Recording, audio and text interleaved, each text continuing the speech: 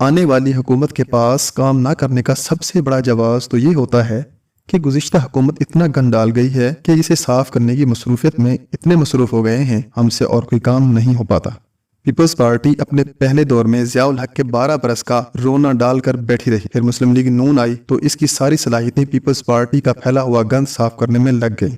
یہی دو پارٹیاں مل کر تقریباً 3 اشرے مزے بھی کرتی رہیں اور شور بھی مچاتی رہیں۔ پھر ایک تیسری پارٹی آ گئی جو پونے 4 سال گزشتہ 30 سال کے گند میں پھنسی رہی۔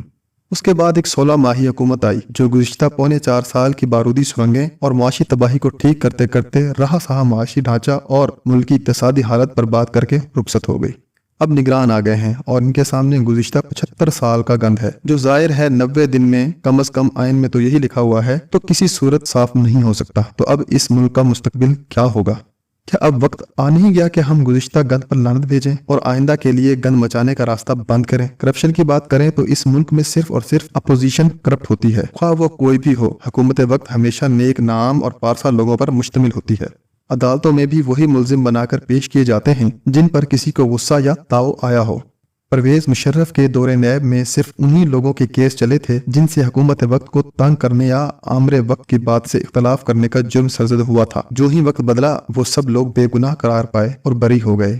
پھر خان صاحب آ گئے، ان کے نزدیک کرپشن کا ہر کھرا نواز شریف اور زرداری کی طرف ہی جاتا تھا۔ عثمان بزدار، بیگم و احسن جمیل گجر، خسرو بختیار، شہزاد اکبر، زلفی بخاری، ظفر مرزا اور چودھری پرویز الہی پر ان کے دور اقتدار میں کرپشن کی کہانیاں پھیلیں، مگر خان صاحب کو صرف سیاسی مخالفین کی کرپشن سے غرض تھی، نہ کہ اپنے حواریوں کی کرپشن سے۔ لہٰذا خان صاحب جو احتساب کے نام پر ووٹ لے کر آئے تھے، انہوں نے اپنے نئے پاکستان میں بھی احتساب کا مطلب وہی لیا جو پرانے پاکستان میں لیا جاتا تھا، یعنی کرپشن صرف اپوزیشن اور سیاسی مخالفین کرتے ہیں۔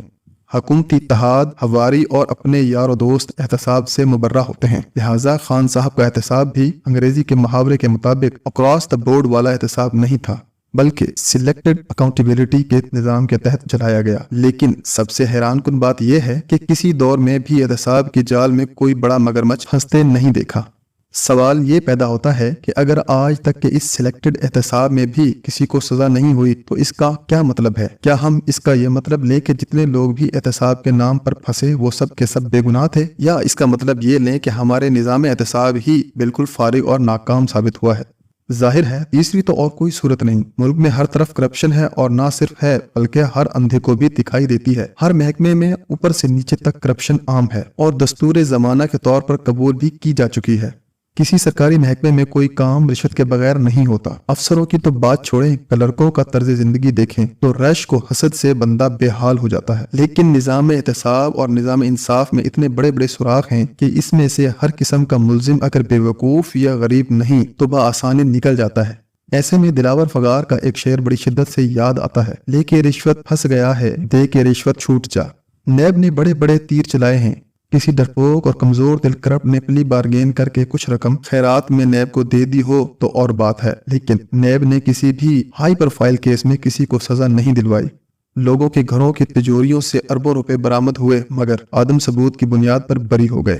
کم از کم اس عاجز کی یاد میں ایسا کوئی کیس نہیں جس میں کسی سیاستدان یا بیوروکریٹ کو سزا ہوئی ہو، بلکہ یہاں تو ایسا بھی ہوا ہے کہ غیر ملک میں کسی توپ قسم کے بندے کو سزا ہوئی تو اسے قیدیوں کے تبادلے کی آڑ میں واپس پاکستان لایا گیا اور یہاں اسے ایسے آرام اور آسائش سے رکھا گیا کہ 5 اسٹار ہوٹل کی مہمانداری مان پڑ جائے۔ کسی پیپلز پارٹی والے سے پوچھیں تو اس کی ساری قیادت ماں آصف علی زرداری انتہائی نیک پاک اور ایماندار ہے۔ کسی مسلم لیگی سے پوچھیں تو میاں نواز شریف انتہائی پارسا اور نیکوکار شخص ہیں جن کے دامن پر کرپشن کی ایک بھی چھینٹ نہیں۔ تاہم ان کے پاس لندن کی جائیداد کی منی ٹریل بھی نہیں، اور وہ جائیداد ان کے حلال کی کمائی کی ہے جو ان کے چھوٹے چھوٹے نابالغ بیٹوں نے برطانیہ میں کاروبار کر کے بنائی ہے۔ عمران خان کے ساتھ حکومت میں موج میلہ کرنے اور پیسے بنانے والوں کی ایک لمبی فہرست ہے جو خان صاحب کے ناک تلے مبینہ طور پر ان کی اہلیہ کی ہلہ شیری کی طفیل مال بناتی رہیں، مگر خان صاحب اپنے دیوانوں کے نزدیک دنیا کی معلوم تاریخ کی سب سے ایماندار، بے داغ اور بے عیب سیاستدان ہے۔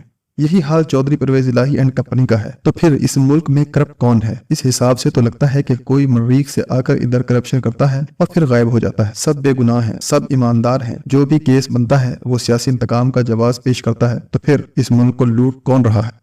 मुजफ्फर गढ़ से ताल्लुक रखने वाले अब्दुल हई दस्ती 2018 के इलेक्शन में आजाद हैसियत से MPA मुंतखब हुए और बाद अज़ां PTI में शामिल हो गए और बुजदार दौर में सूबाई मुशीर ज़राअत भी रहे। जब पंजाब असम्बली में PTI के लोटों की मदद से चौधरी परवेज़ इलाही की हुकूमत का तख्ता उल्टा गया तो अब्दुल हई दस्ती ने हमजा शहबाज शरीफ को वोट दिया। ताहम बाद अज़ां दूसरी बार वोटिंग में लोटों को वोट डालने से रोक दिया गया और चौधरी परवेज़ इलाही दोबारा वज़ीर आला मुंतखब हो गए। फरवरी 2023 में अब्दुल हई दस्ती के घर सर्च वारंट के साथ छापा मारा गया तो इनके घर से 12 करोड़ रुपए से जायद की मुल्की और गैर मुल्की करेंसी बरामद हुई। छापा एंटी करप्शन के additional director general Punjab वक्कास Hasan की सरबराही में मारा गया। बाद अज़ां अब्दुल हई दस्ती ने बयान दिया कि ये सारी रकम दरअसल मोनिस इलाही और परवेज़ इलाही की थी। मुझे इससे कोई गर्ज नहीं कि रकम दस्ती की जाती कमीशन की थी या किसी और की अमानत थी। ताहम इतना इल्म है कि कुछ अरसा बाद मैं मुजफ्फरगढ़ किसी काम से गया तो डिप्टी कमिश्नर के दफ्तर में बैठा हुआ एक बंदा बड़े धड़ल्ले से डिप्टी कमिश्नर को 2-3 काम बताते हुए तकरीबन हुक्म देने की कोशिश कर रहा था। मैंने अपने साथ जाने वाले बंदे से पूछा कि ये कौन है तो उसने बताया कि ये अब्दुल हई दस्ती है और मौजूदा हुकूमत में इसे शहर के मुअज़्ज़िज़ का दर्जा हासिल है। आप बताएं पिछला गन भला कैसे साफ हो सकता है। लिहाजा मेरी इल्तजा है कि गुज़िश्ता 75 साला गंद पर लानत भेजें और मुल्क को अगले गंद से बचा लें तो गनीमत है। इस मुल्क को मजीद बर्बादी से बचाने का यही एक रास्ता है।